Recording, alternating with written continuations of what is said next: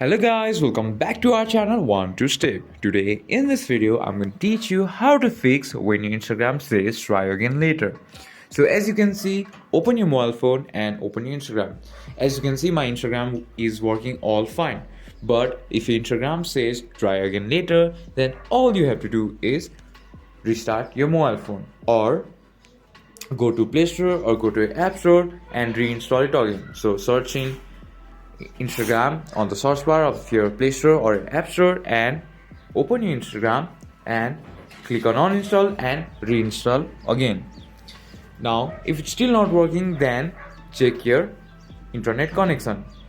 As you can see, my internet connection is all fine and very stable. That's why it's working all great.